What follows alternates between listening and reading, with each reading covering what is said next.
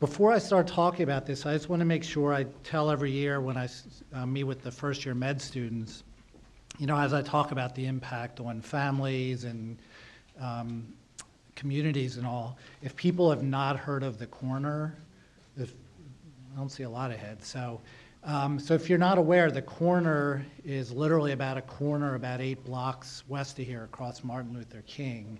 And it's by David Simon, who people probably know from The Wire, and Ed Burns, who was a Baltimore City cop. And back in the 90s, they spent a year in the neighborhood there and just kind of got to know everyone and then wrote this book. And then HBO made a 6-hour miniseries about it in the early 2000s. So I really recommend, especially those of us that work here, I tell all the med students, because you're going to see these patients, and it really does give you an insight what it's like to grow up in West Baltimore, which most of us, didn't do that. And it really helps you understand where our patients are coming from. So just highly recommend that. So this is what I'm going to try and do in the next 45 minutes. Just real quick, I wasn't sure how much Carlo was going to cover this, so just very, very briefly talk about the biology of addiction, talk about the current epidemic that we're in, and then go through and just highlight some of the areas that it impacts the individual, families, and then the community and larger society. So as we talk about the biology, I got one of Carlo's baby pictures. So,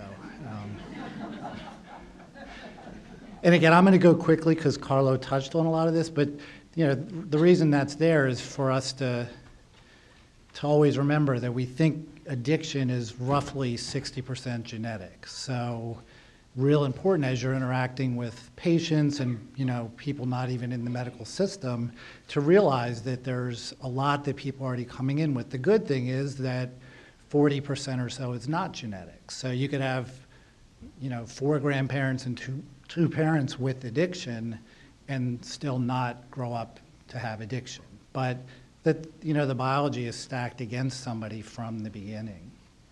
Drugs that people tend to abuse work in the area of the brain here that we call the reward circuit, the reinforcement circuit. It's an area that other behaviors that we do that we need really to survive, when you do them, they release dopamine in that area, and that makes it more likely that you're going to do that behavior again. Just some examples with food and sexual behavior.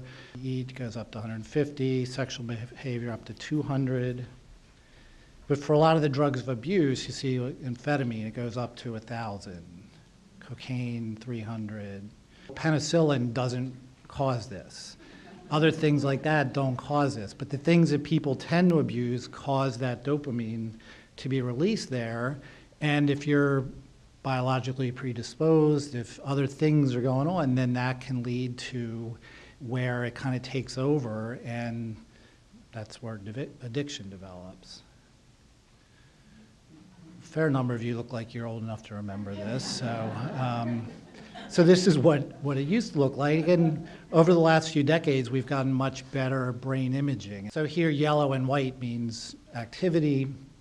10 days of using cocaine, you see much of that activity is gone. The brain kind of down-regulates. And the third thing there, it's kind of mislabeled. It should say 100 days after the person stopped using cocaine. You see some of the activities back, but a lot of it's not. So a lot of the things that Carlo was talking about, there are biological underpinnings, and it's why somebody, their addiction could be destroying their life, but there's a lot of biology going against that change kind of just immediately happening. The other thing to highlight is that it taps into very deep kind of almost instinctual memory. So you can learn how to ride a bike when you're 5. You don't ride for decades, and you get back on and your body remembers how to ride a bike.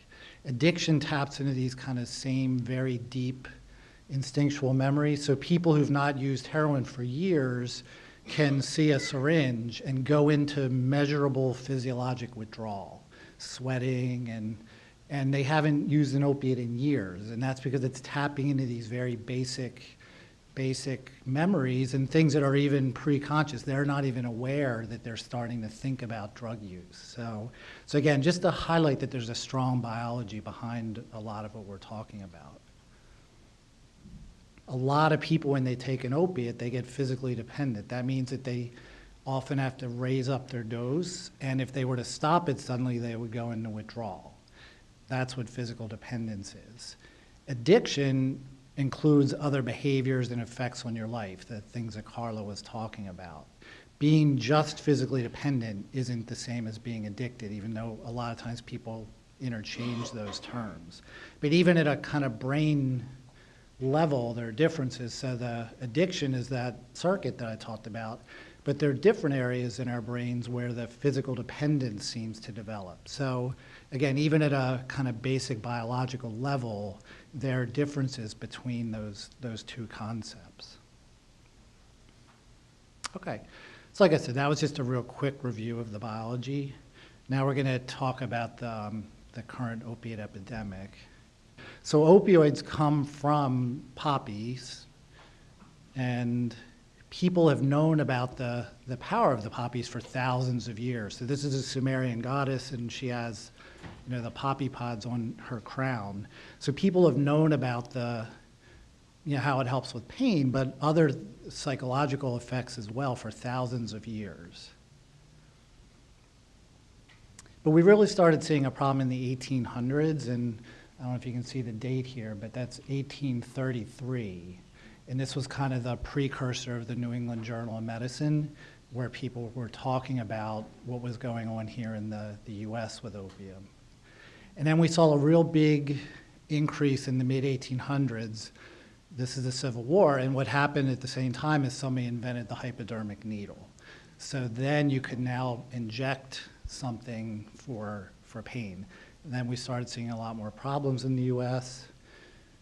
You could order hypodermic needles from, you know, the Sears catalog back then. There was no FDA or anything controlling things.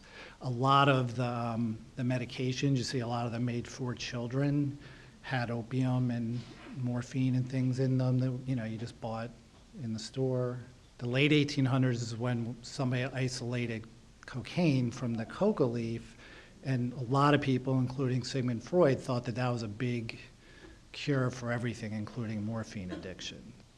And then the very end of the 1800s is when Bayer synthesized heroin and started marketing that. And you see there, sedative and for coughs. TB was a huge thing back then. So, you know, just finding some kind of way to manage the cough and all was a big deal. So right at the turn of that century, heroin was available as a medication. And then just jumping through the epidemic, a lot of stuff happened in between. But in the 60s and 70s, we saw another big heroin epidemic, and if people weren't aware, it was a big problem with our soldiers in Vietnam. And Nixon, hearing this as they were getting ready to come back, that was kind of where we set up the methadone treatment system that, you know, still is largely what we have today.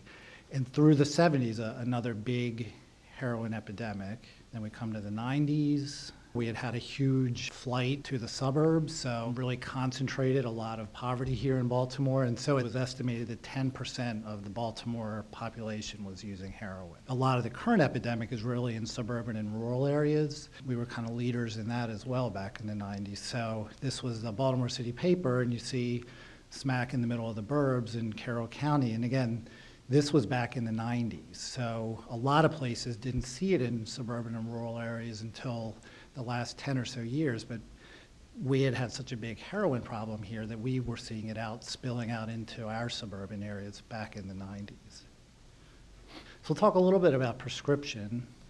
So that was from 1914, which is pretty much exactly what we're hearing what's going on now.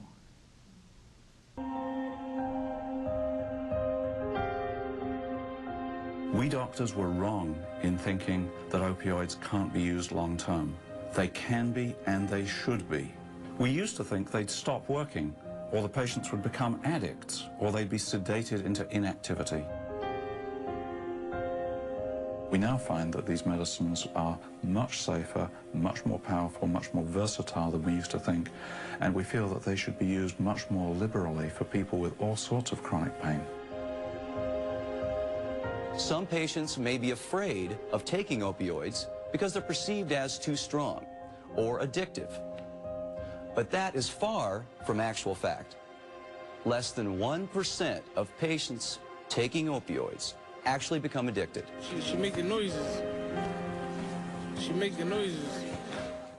A lot of this will be discussed over the course of the day around the ethics, and tons has been written now about what kind of started the prescription opioid epidemic in the 90s. A lot of it was very well-meaning, wanting to treat pain better, but there were other things going on as well. So just to keep that in mind.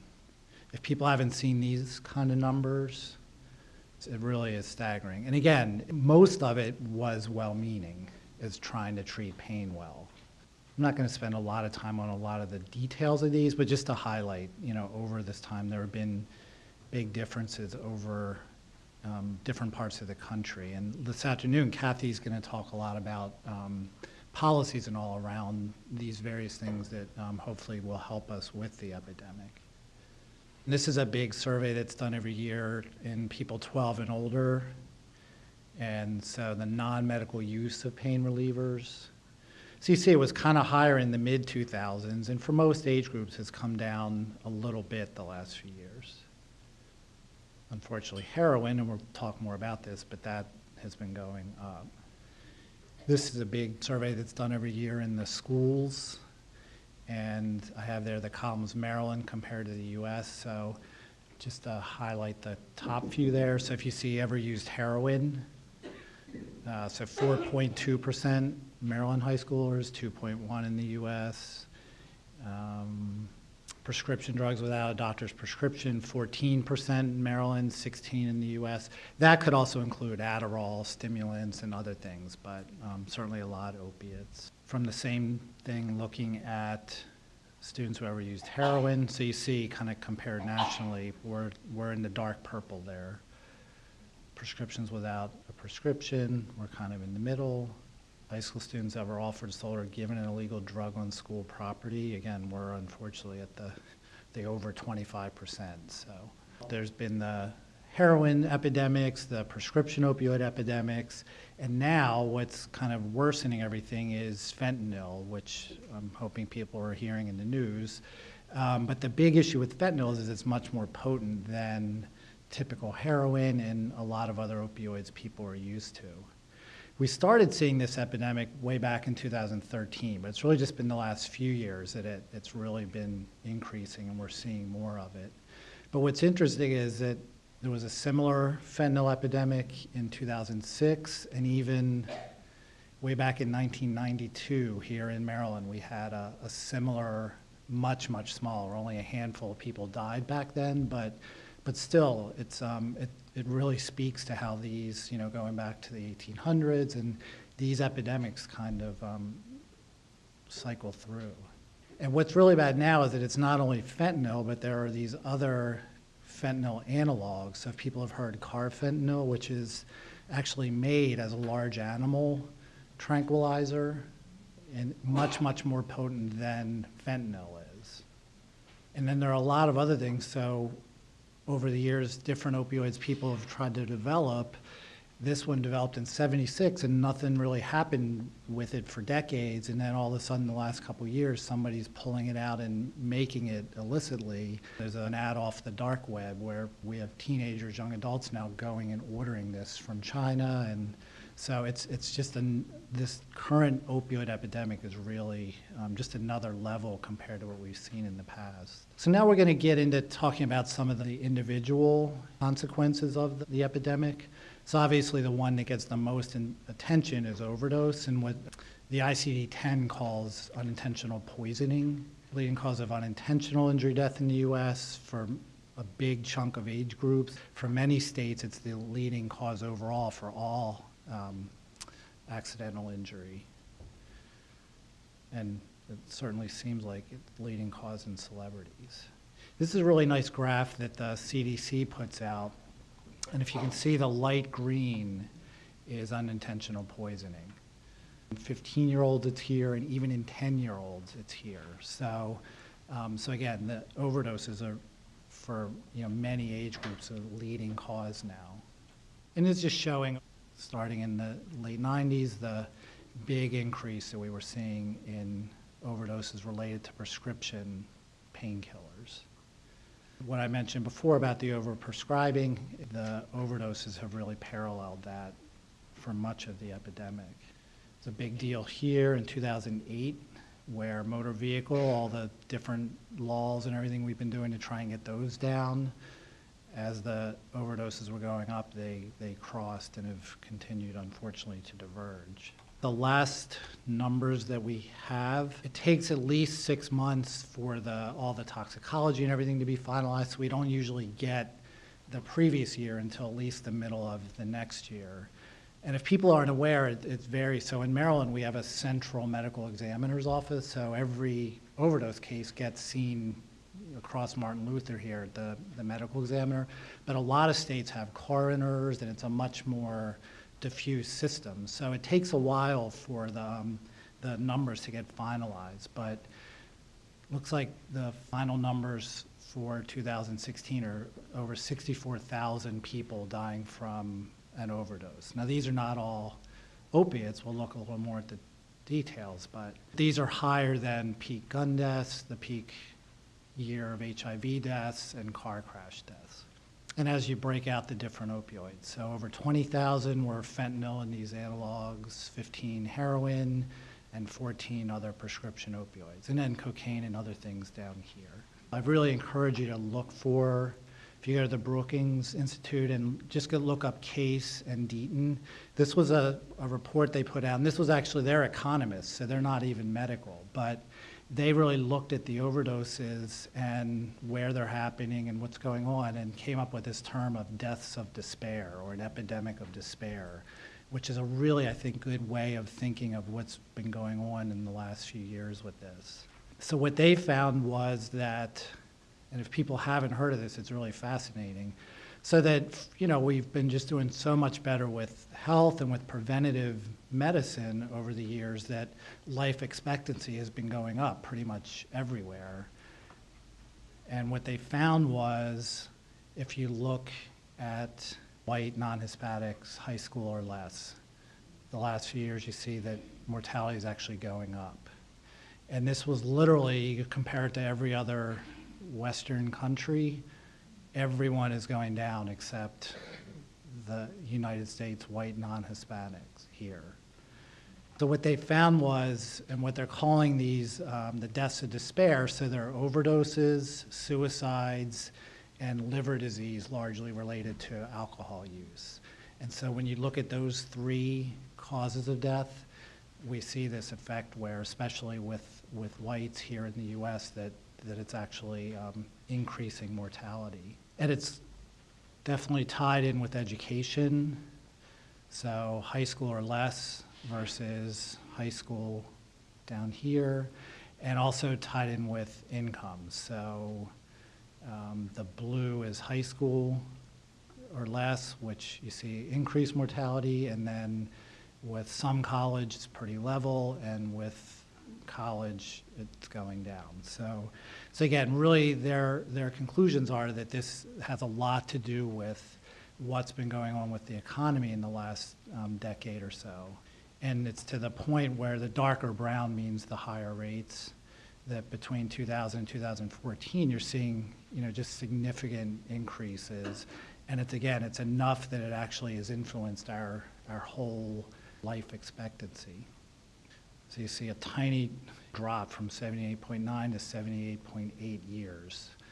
Doesn't sound like a lot, but again, given that where we've been heading, and for decades, life expectancy had been increasing, and then to have that happen due to overdoses, suicides, and liver disease is really significant.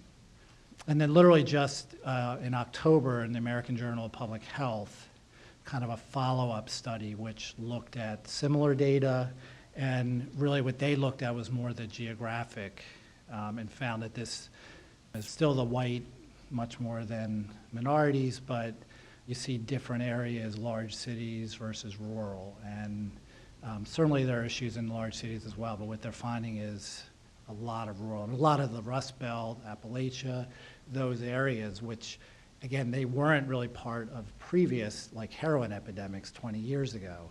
This is really kind of a new thing for them. So now we'll look a little bit more here specifically in Maryland. So here, 2016 error, and again, this is all substances, 2,089 overdose deaths. And the vast majority are related to heroin and fentanyl, and the numbers don't really add up because some of them, especially a lot of the heroin, is cut with fentanyl.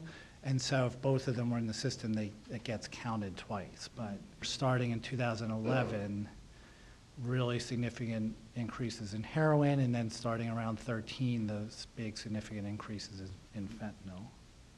You see again, very much driven by opioids. Much of it in Baltimore City and the counties surrounding an MPG, but last year every county but Garrett had a fatality.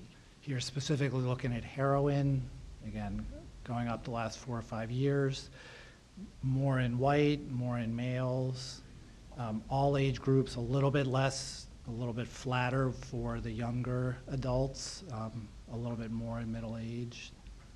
Prescription opioids, again, this year went up significantly from last, but it had been fairly flat for some years. There are a lot of things we've been doing that have been helping try and cut down on prescription opioids, but a lot of people think it's basically been a balloon effect where you squeeze one and it's leading to more of the heroin use. Again, white men much more affected. And then here you see with the fentanyl, it's just been really skyrocketing. So, but similar areas that the heroin has been.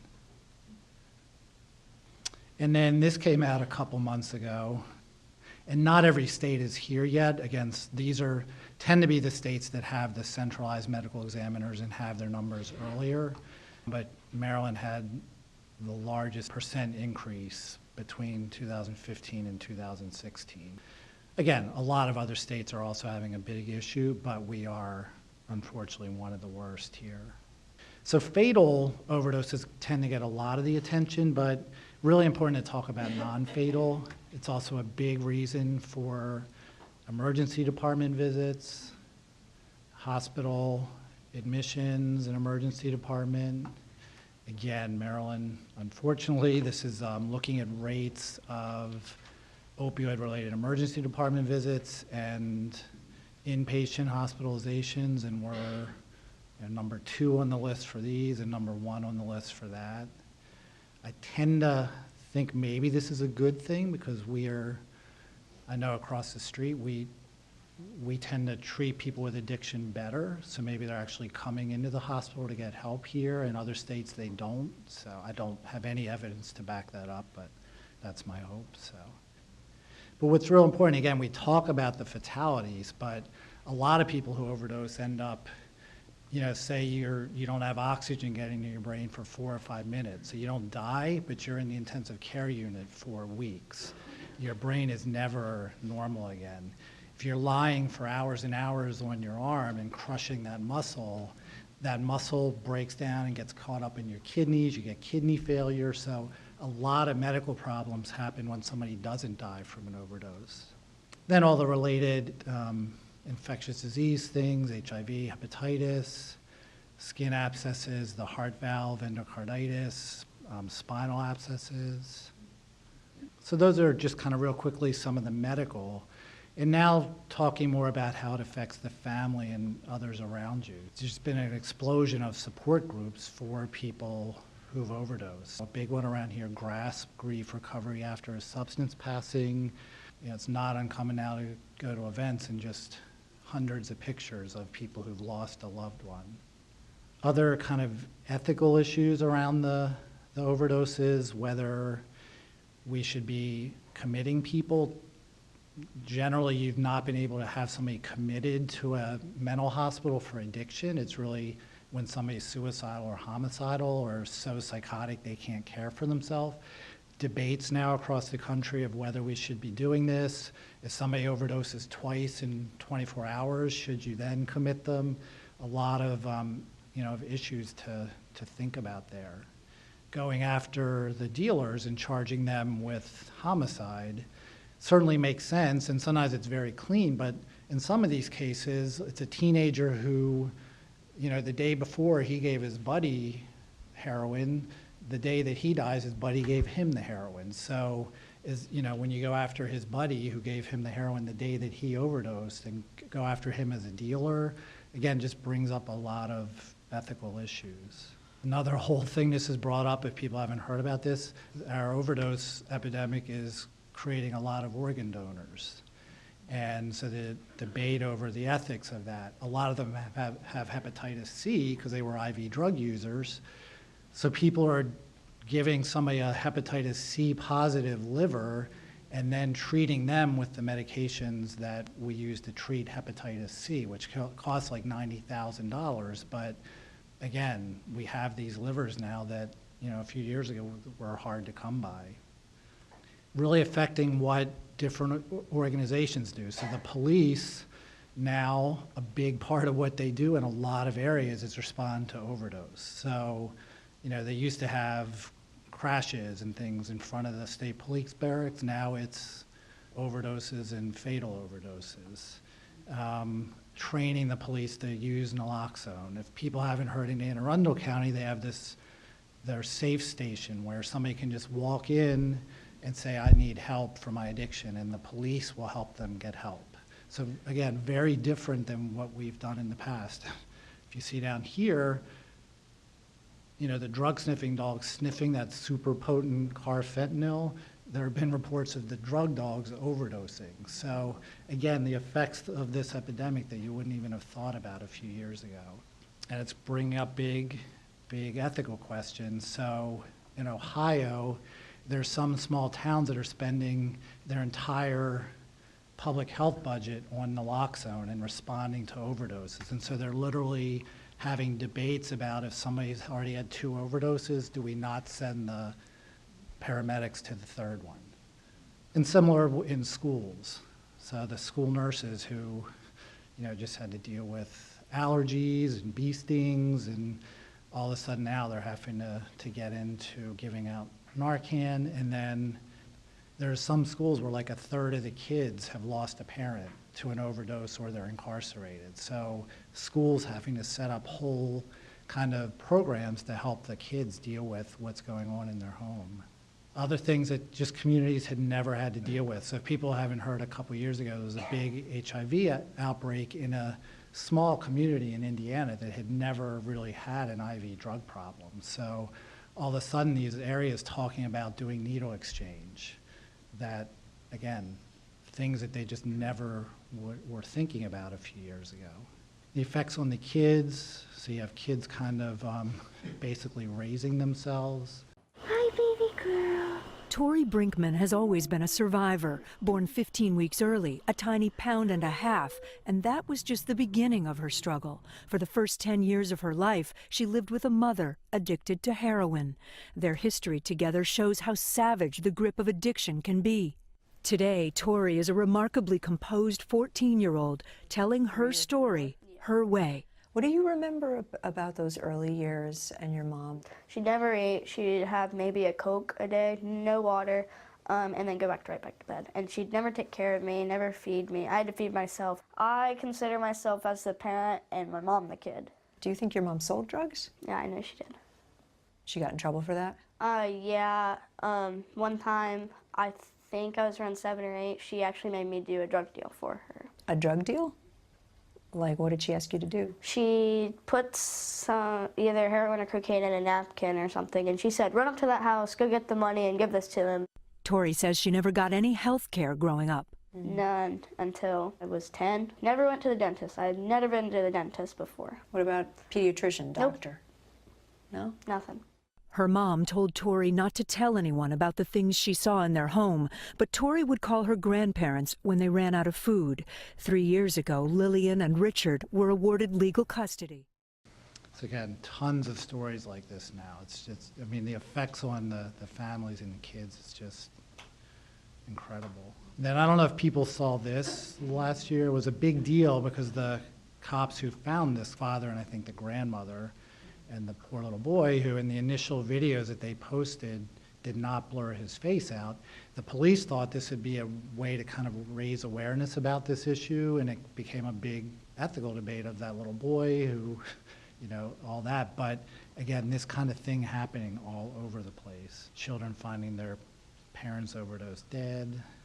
We could do a whole talk on neonatal abstinence syndrome and the babies when mom is using. What I talked about in the very beginning, that difference between being addicted and physically dependent. A newborn is not addicted.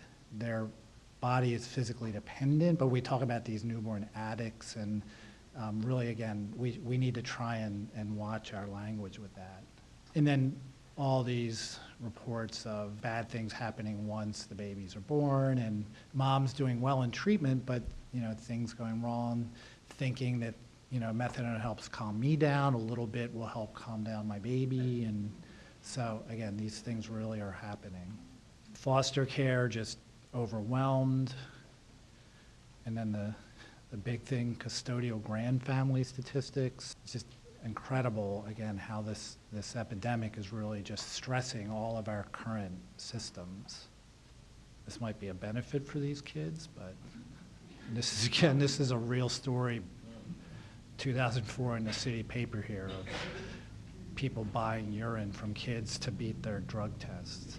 So people injuring their dogs to go get opioids for their dogs so they can abuse them. And then all the violence related to, so I don't know if people, if you're not aware of, the Baltimore Sun has this Baltimore homicide calculator. So I literally pulled it up this morning. So, you know, we passed 300 over the weekend, and but the vast majority of this is related to the opioid epidemic and the drug trade. Huge numbers incarcerated. This is in the federal prison system. This is here, so again, affecting families when the user, but also the dealers, you know, disproportionate effects on 1 in every 15 black males incarcerated, the vast majority for drug offenses. And then big issues about finding work when you have felonies related to either use or selling drugs, or, you know, there have been attempts to try and improve this, but still really hard for people with this past. And then a related issue is a lot of places are having trouble now hiring people because they're doing drug testing, and they literally can't find workers who aren't using. Other violence, some areas are just seeing huge increases in violence and robberies of the pharmacies to get the prescription drugs. If people haven't heard this whole theory of what caused the big riot here, this guy, Kevin Deutsch, wrote this book, Pill City, which postulates that these two kids kind of masterminded all this and basically got the riot and got the police all diverted up to Mandamin, and all so that people could go in and rob pharmacies and sell the prescription opioids. So you know, I'm not sure that all that's true, but it's interesting, and things like that are definitely happening. And then lastly, how it's affecting the practice of medicine. So a lot of things we're doing. CDC put out guidelines on prescribing. A lot of places, or so CVS, if people have heard, they've just initiated a program of limiting the amount of opiates somebody can receive for their first prescription. You know, things like the prescription drug monitoring program here. So a lot of things that we're doing to try and improve medical education and the systems here of prescribing opioids, and you know, how those are working and not, and again, that kind of balloon effect, what that's leading to. This just happened over the summer when a physician trying to do what we're trying to now teach clinicians to do was murdered when he refused to give somebody opioids.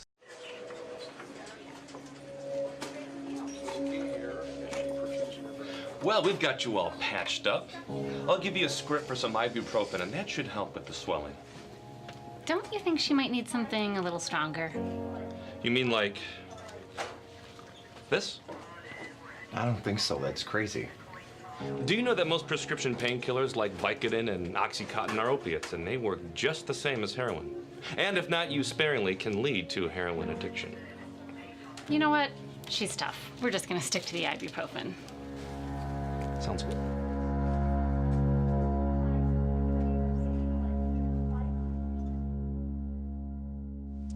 So hopefully that's the way we're heading, and it's just going to be that simple. But you know, part of the problem is everyone wants to blame the drug companies, the doctors, but part of it, it's just that we in the U.S. expect to have the best of everything, including the best pain management, and there are a lot of expectations that people have over receiving opioids, and you know, now everyone's pushing, well, you need physical therapy, and that all might be true. There might be great studies to show that, but that's not what we've done. And so to change to that is really going to take some time here. So, you know, I think, again, Kathy's going to talk about a lot of the policies around trying to get these things to change. But